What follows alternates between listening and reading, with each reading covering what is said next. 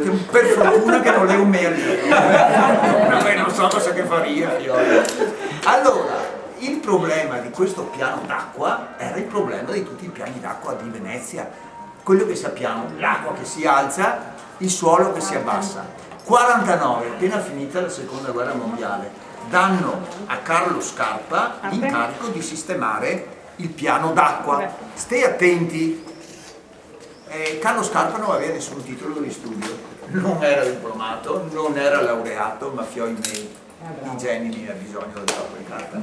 Geni! Allora, guardate, chiunque messo davanti al problema dell'acqua, posso io che l'avaria fa, l'avaria sarà da fora, lui che è un genio, ribalta tutto e che verde le porte. Queste le legrate disegnate, il tipico disegno di Carlo Scarpa.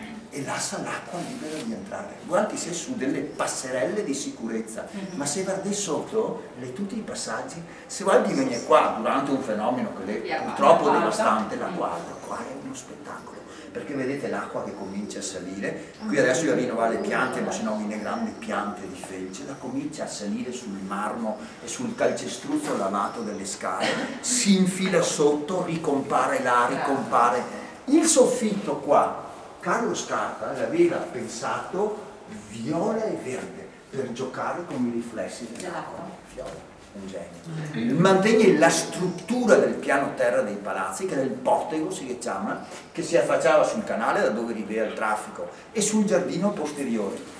Era un ambiente tetro, buio, abbandonato. Bardella crea una zona di luce con l'idea geniale di portare il piano d'erba, la sua era un deposito di immondizia nel 49, il piano d'erba rialzato in modo che sbarcando dall'acqua che vede il verde e la luce del giardino.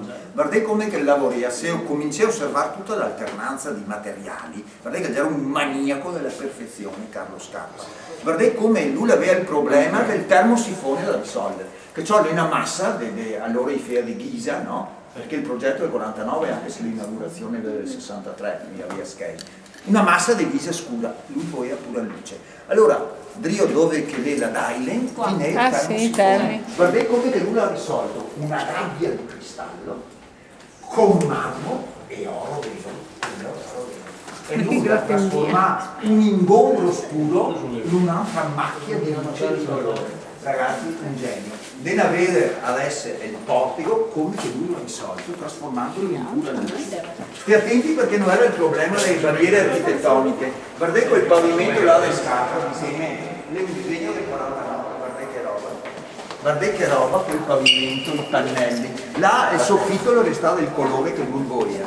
Guardate lo stile dell'uomo perché Chi mi interessa? Allora, vieni qua, te lo dico. Guarda.